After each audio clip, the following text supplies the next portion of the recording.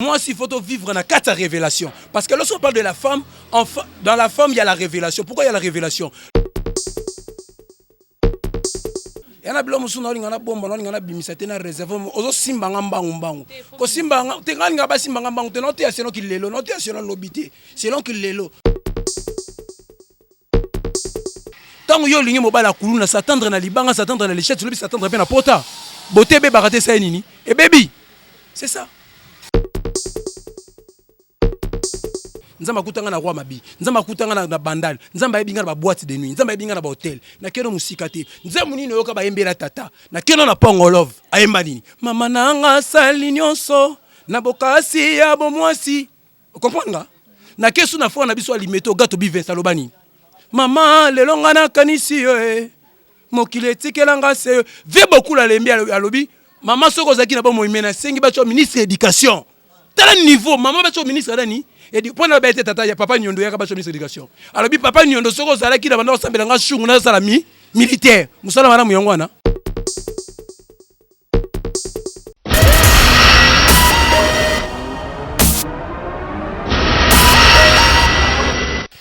Bonjour chers internautes, bonjour Banapoto, bonjour partout dans le monde. Très content de vous retrouver encore pour l'émission Nabiso, la chaîne Nabiso. Pardon, chaîne Mosakoli, hein? Pardon. Mosakoli baboya basambo. Nakata chaîne Nabiso Mosakoli Chako TV Babi, la chaîne na Makambu. Hein, donc j'en profite déjà pour vous demander de vous abonner massivement et de faire abonner tous vos proches à notre chaîne pour ne rien rater de nos programmes. Donc Marambo qualité et ça donc là on a invité mon spécial auto-soigné si j'ai mon co et ma casse donc on aura vraiment le temps de parler de développer la façon pour na bateau parce qu'on ne sait pas comprendre vraiment moi mingi na idée na biso donc si j'ai habitué zalu le vrai valeur de la femme chez l'homme notre sol la lelona Mosakoli Ndito so lelo na Mosakoli baboya basambwa donc yende muto yambi lelo donc autres attend so là moi mingi je vous annonce déjà que ça la chaud parce qu'on va beaucoup parler au pesa biso maramoro ya bien pour faire comprendre biso la vraie valeur de la femme chez l'homme donc je dis déjà un grand bonjour à mon invité. Bonjour Mosakoli. Bonjour maman Béni. Tiganzamba Pambolo ndengo pesinga opportunité ya koleka pour la énième fois na plateau na yo. En tout cas, je dis merci.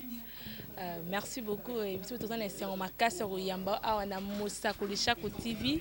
Donc, c'est un homme qui ça ne serait pas la dernière fois. Et ils ont déjà habitué tout le monde au Yamba pour nous solo la marambo, c'est vraiment important. À part ça, bonne santé, bonne vie, évolution, à Makambo, à Bonzambé. Donc, na marambo, il y a Covid-19 na Katambo Cannabis. En tout cas, moi je dirais santé bien Angola, Nzambé et Archip Makulu qui est mon père spirituel que je salue à passant. Et puis Makamba Covid-19, nga mais solo bengo 19 makofi. Or na monde box ça li kofi monde ko ça adversaire ka ato betinga 300 makofi mais soka moko ndé ko singa ka batu ba konteka li kofi wa wana donc Covid-19 na yebi na ngote. C'est ça. Donc content tu voyais que aux a bonne santé vie et ko évoluer madame Mosakoli lelo si jeune habitu ezali vraiment le vrai valeur de la femme chez l'homme. Est-ce que moi ça la peine la valeur et pas mobile vraiment? En tant que mobile personne non répondre à la question on a votre côté dans si jeune habitu pour na yo est-ce que la femme vraiment a mérité valeur ou n'est pas mobile? Ah ben si la femme a mérité valeur et pas mobilité. Pourquoi on a cause à pembe nous na lobana fier? N'est-ce pas c'est parce que tu es la femme. Moi si a changé toujours diction mobile pas changer le lenga le lemo mobile ya kolobela. Moi c'est à cause de la zama bemeli boso mobile ata loba lingala à côté français. Mobile ata loba portugais mkolona en meka anglais. Pourquoi? Ce qui veut dire moi si amimaka ina port ya makasi na vie ya mobile. Ce qui veut dire moi ça a valeur à makasi. Ouais, vraiment donc ce n'est pas aussi selon moi, c'est aussi selon la Bible. Selon la Bible, moi si Aza a valeur et pas mobali, mais de nos jours tout le monde il y a aussi bamibal monsieur va maltraiter ta base na biso bamibal monsieur va penser le la yoté que moi si Aza na valeur des fois ba ke basi pe bango ba perdre des fois valeur na bango oyo bazo mériter.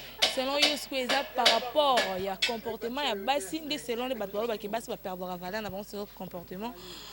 Selon eux par rapport à comportement il y a basi on mibali monsieur comment qu'on négliger basi tout c'est normal que mobali monsieur soit dans la même vie que yoté. Moi je dirais eza ba réalité bato hein.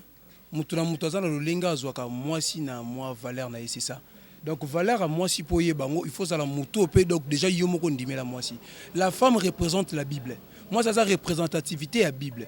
Donc il faut ndimeli mwasi, sache-le bien que vie ne peut quoi avancer parce que Bible le but c'est lui qui trouve une bonne femme trouve le bonheur.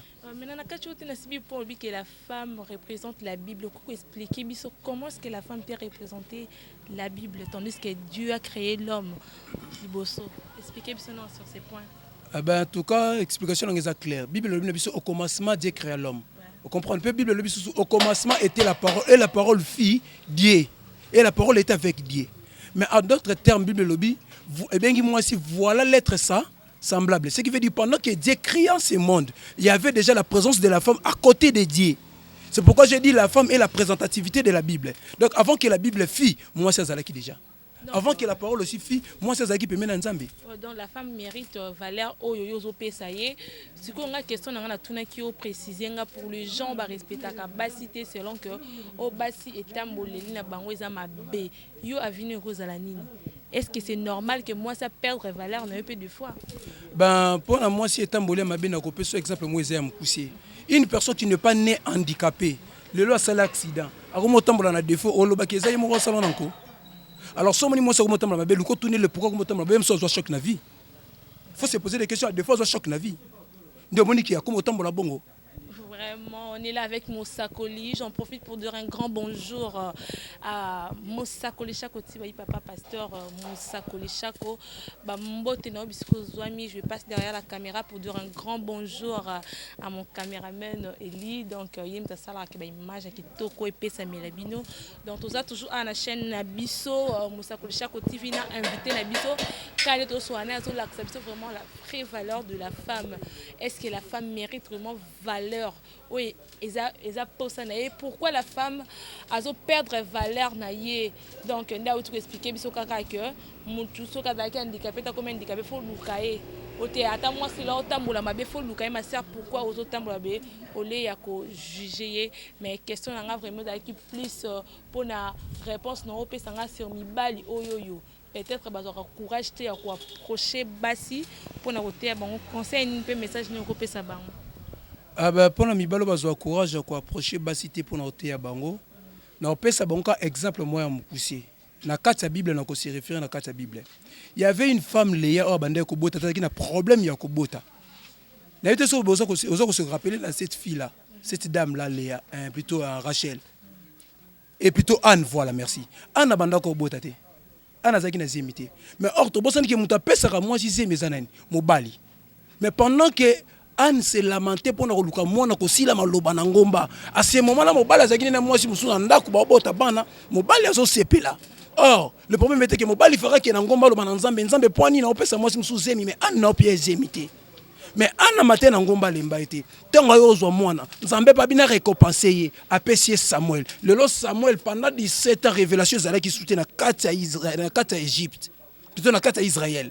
Révélation zala qui soutient. Mais na ko ya il y a Samuel, révélation c'est une et donc ce qui veut dire moi sur le besoin de valeur t ce qui veut dire on est en moi sur nous préparer pour le lobby dans le coup mon lobby le a na valeur t jamais mon que le coup mon lobby le a na valeur comme exemple à titre exemple le lo a président de la République démocratique du Congo même ça qui sans valeur mais le là comme président de la République.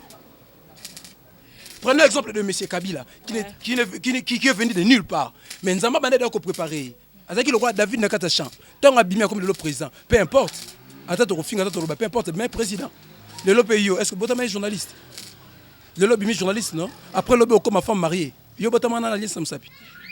Alors pourquoi voulez-vous pas reconnaître votre valeur? Merci beaucoup. Nangina Lobalso sur le point Olobaki que la femme représente la Bible. Maintenant, comment ça fait-il que toi représenter la Bible de nos jours? Comment ma femme ou va mériter valeur manko ya makasi va représenter Bible. Ma femme kawana ba komi ko se livrer à la prostitution, ba komo sala makamoko les habillanté, ba si ba komi mal répété tandis que la femme aza être manko zo mériter valeur pe azo représenter la Bible. Maintenant pour na yo, au penser ni. Oui, journaliste on dit que boire pour tumbola batu, bo tchuka batu. yana bilo musu na olinga na bomba na olinga na bimisa te na réserve ozo simba nga mbangu ko simba nga te ngani nga ba simba nga mbangu te no te selon qu'il lelo no te selon lobité selon qu'il lelo donc ça me te ya ujana no te ujana luka soutien la ta soutien pour soutien te comme na ballon de la ta soutien te ballon soutien comme moins cher peut soutien c'est ni et tout li donc na qu'il lelo lorsque tu parles de prostitution lelo oyo moi si oza tel que tu es la femme que tu es oyebi que moi si lelo boloba moi si anduma mais moi si anduma asengage asenga libala na nzambe. Est-ce que vous voyez bien go?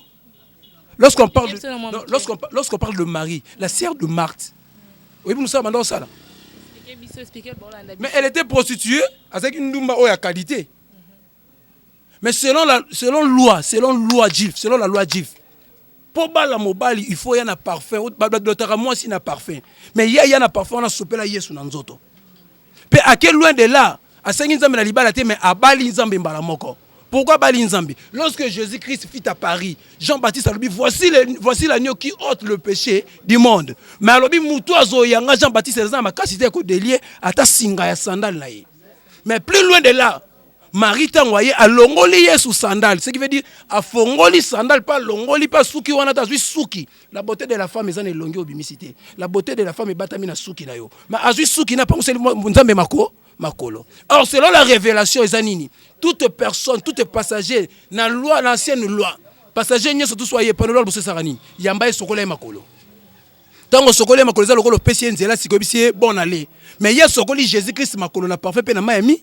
Na mayami suna epela pangusi makolo na suki. Ce qui veut dire si Jésus-Christ na tindio sur le chemin de la croix. Qui est accomplir mission. Donc comme dans la Bible moi c'est un seul exemple bongo, c'est que c'est normal que votre base à la femme ou à représenter Bible à tamboula passe à la prostitution, c'est normal. Non, je veux pas dire que la femme doit toujours continuer à demeurer prostituée, non. C'est juste quoi? Moi s'il faut vivre dans 4 révélations parce que lorsqu'on parle de la femme, dans la femme il y a la révélation. Pourquoi il y a la révélation? Lorsqu'on parle de la femme tout le monde a zemi. C'est la femme où tu as rapporté à zemi. Donc yo memi zemi, ce qui veut dire révélation moi batami na 4 nous président bimi na 4 libumwana. Donc ce qui veut dire la femme doit vivre sous la révélation, dans la révélation. Les lobbies n'ont pas comment vivre dans la mokili. Or tant qu'on vivre dans mokili, il y a pas que mokili fout à mutu salaire au yangwe bongisi. Tant qu'on sale la mokili fout peka au bongisi. Tant qu'on yo ligne mobile à kuluna s'attendre na libanga s'attendre na l'échelle, celui s'attendre bien à pota. Beauté bé baraté ça nini. Et baby, c'est ça. Merci beaucoup pour la réponse Nayo. Donc tout ça toujours à un plateau Nabiso, la chaîne Nabiso Chako TV. Donc abonnez-vous massivement. Donc Moussakoli question ngam susu eza liboye. Il faut préciser bien à souka Moussakoli ba boya basamba parce que les gens doivent comprendre que ce que boy une évangile nga osa mwe parce que évangile lelo ngana na kilelo na ki karaté. Na kilelo. Donc tant que Moussakoli na kilelo faut comprendre on peut se prophétie mais on peut se prophétie pour tout pour comme se paraissait goy. Donc on peut se prophétie que comme musala na limité, ça na baninga wa la peigner mais so ba futo c'est là quand ça mo mukimi kilo belo la peau. La poto, voilà. Merci beaucoup. Question na loba par rapport à pont tout kolobake. Moi si azo représenter Bible nazo simba pona mingi parce que la femme qui est censée représenter la Bible doit être un modèle. Donc ce que pour les femmes oyo baza ba modèle té. Pour na base oyo bazo salela ki bo moi si na bango té ba valeur o ma chérie lorsque tu lobelaka modèle bolobelaka modèle ya sera kala to lotana bo moi na top modèle to bolobelaka modèle il y a exemple à suivre. Il y a exemple à suivre. Mais na yebisio bien rivalité auto benga bombanda ezaka utile na via mutu parce que nzamba créa mokili na rivalité tozana likolo tozana se mbanda likolo ezani n'espèce à mabele siko yo ndongo za bo rivalité ya mabeza nani eza bola muté. Ce que rivalité à une bonne femme, et une mauvaise femme. Bon, on va comprendre sur ce point, mais une question. Est-ce que vous avez rappelé qu'il existe de bonnes femmes et de mauvaises femmes? Mais il y a un yebisio, qui est seulement la rivalité. Na personne exemple moi mukuse. Nzamba limbisate parce que Bible tindi ngana lobali kambu tel qui est na longola te na changer te. Nzamba kelo moi si na mabele combien? Mi balé. On ninga bien. Nzamba sa di moi si na mabele mi balé. Ninga lobani. Donc moi c'est botre mabele combien bima mbala moko. Tu l'as mis balé bimaka. Alors ce qu'on banda boti a koufi na passé ko bota tikelo mwana. Ko bo melisa mwana na. Te pesa réponse bien. Mais c'était pourquoi? Te bino na ki bombanda lelo boya parce que bolo bako boko la mwana mbanda eke boko li elima. Nenge bato mokili bayemba. mais or oboze ko na de mabele tongo melisa mona na gauche muninga mela ya muninga mela na droite pe preuve ne so mona mela libele mona miso za ka pilikolo elinga la que nengo mela boy moye ba ko kuna sala na gauche na kati ote na biselon donc c'est normal que ndo bi que monde est tellement en rivalité que il existe aussi des bonnes femmes et des mauvaises femmes. Voilà. Ba fille musu ba ko za ba modèle ba musu ba ko za ba modèle té. Voilà, ba so ko za ba prostituée ba musu ko za ba femme de prière. Mais likambo ezali que moi si oui likambo ezali que moi si tambo na kati ya révélation. Donc pas nzambe pesa normal. Mais tango benga muninga moi si ndumba yo mi benga moi si nini. Ya libala té. Yoka nzambe mo créé tant sala mo kinaye asala ki avec un plat parfait. Tant que bato ma beba zala ba prostituée ba zala ba miyibi ba zala ba kuluna ba zala. Pourquoi yo zo ko ndima ke mamba rivalité que tout à la deux côtés donc muta muyibi ba ko zala muta normal ko zala. Journaliste. Ouais. Nazo boyi so rivalité té. Bible ye mono na kata Bible. Bon, ça que le so ju Bible tel qu'il que Bible c'est na rivalité makasi. To za na Ancien Testament na Nouveau Testament. Et ça bon mandaté parce que si mon kata to ba bengi 8 secondes. Et ça bon mandaté. Non, et ça bon mandaté parce que non, et ça bon mandaté parce que dans l'Ancien Testament ba lobeli loi Moïse. Dans Nouveau Testament ba lobeli loi Jésus-Christ. Donc, on a pas na rezanini que yo osa d'accord que na rivalité donc ba pit ba cause la ba femme de prière ba cause la ba kuna ba cause la ba homme sérieux ba cause la donc c'est là yo. Oui. Oui, naza d'accord. Pourquoi naza d'accord? Parce que ceux qui rivalité ezate, ndetinga naza saint. Na komi mosala nzambe, na kote ya nani? So ndumba zate. Ceux qui kulu nazate, ceux qui muyibi azate, ceux qui mwasi ya ndumba zate na kote ya na nani? Ouais, les selon mes plans et on nzamba ça les moquité parce que Dieu a créé le monde avec un plat parfait. Mais plat parfait nzambe zanini, nzamba mikeli akeli na Satan te. Satan a nzambe te. Parce que le diable fit l'ange le plus beau de tous les anges, fit appeler Lucifer, qui signifie le beau de tous les beaux. Son nzamba boma Satan. Donc, merci beaucoup. On est là avec notre invité pour comprendre. Il faut Satan exister pour que rivalité nzambe makasa nzambe pe monana. Bon rivalité wana monana. Makasa rivalité monde yo sabui. Pona yeba bakasa ki bo mwasi no fo mobali na zolo mbanda. So abali yo kana nkose ke yondo za makasi. O manda kwei.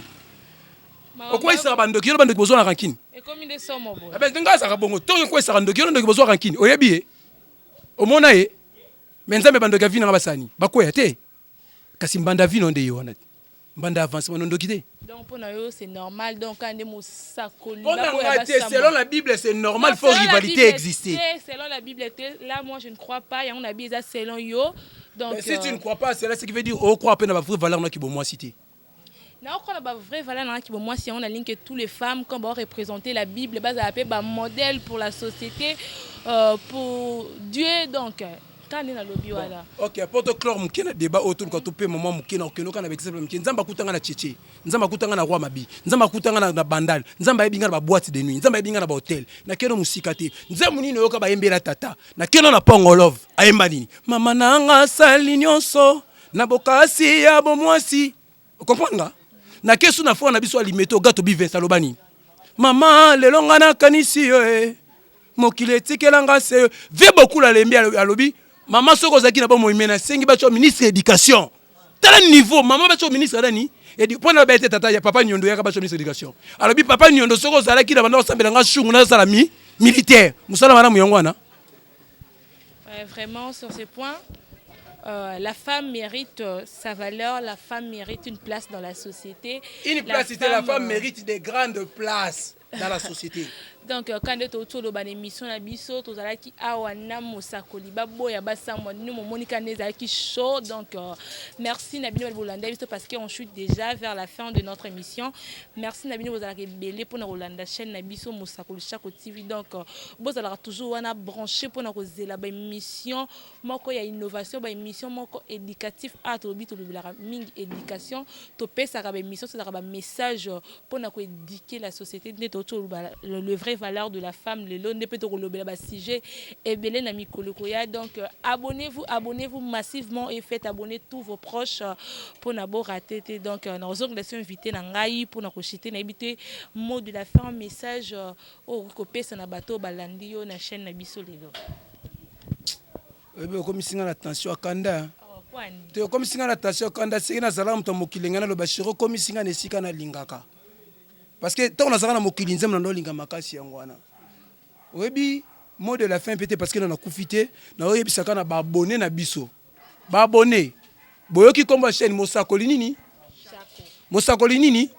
siko lobino boyambi mosakoli ba boya basa chaque on a basambo bazaka bandeko bana tatamo mais to kabolika basuka ba terminaison na biso bino boy na bino bino nko bo s'abonner pe na nko soko s'abonner totalika nga boy na kosilika so na siliki pe nzamba frappé yo na mona yo cop non ekangama donc s'abonner poto sur la bien prochainement émission sur ya maman nanga en tout cas na opesa ka merci na yo na mto yambinga et puis na opesa merci na staff technique mobimba nzambe apesa bino longue vie n'a déclaré vraiment la qualité d'un serviteur mandaté élu sur ces terres. Et puis je suis fier dans mon salon Nzamba Pesanga Longolanga Kuluna, a commis un grand serviteur de Dieu. Donc Nzambe merci pour l'identité. Et puis pour la mbote, na repesa mbote vraiment na on a mis ça na robenga mon fils spirituel Régis Sass na kati à Paris. Motema ya na roboa kate pour na bilika ba rivalité. So la bois qui mo sur l'alliance mbanda ko silika. Moi ça dit quand pas ko silika. Donc na pesi mututu valeur na ye. Na bosani sous-souté mon président amigo Jenny donc yo yebi na nzela na bino pe na tikaka kuluna na komaka artiste ti lelo pe nzamba benginga na ko mosalini en tout cas bino pe nzamba pambola bino na bosani te balobaka l'os de baloba nini l'os de mes os la chair de ma chair na bois ka ote poso na boki ko comme égoïste personne na bois ki ko samba lo ko base ba musicien musu ba samba ba koma base ba konzi et le mon frère Kofi o lo base bali ministre clôture lo bali ministre o député aussi c'est na député o domestique na bois à moi c'est na bombier donc on a pesi mbote na mon pasteur mon père spirituel qui est le pasteur Archip Makulu na pesi mbote na maman na nga na kati à Paris o soutenir nga pour mon amana lata kitoko boy donc c'est maman Amida Roberto na pesi mbote bisiko zali donc na lobi touro bozo boya po nazolo belikamba moi si oyo yaka mona résurrection Jésus Christ monaka nini est-ce que ça va yo ezalika moi si donc moi si je ah siko boya moi si poani tika moi ça umela tika moi ça nini merci prochainement. Donc merci beaucoup Nabino Bozaki qui on a pour Nakolanda Biso. Un grand merci à Tansi Touré, babine malienne perdue au Congo. Un grand merci à Dorcia Ambala Pulga, Plamedi Baila, Mbote Nabino Bisko Bozwami. Merci beaucoup et à la prochaine.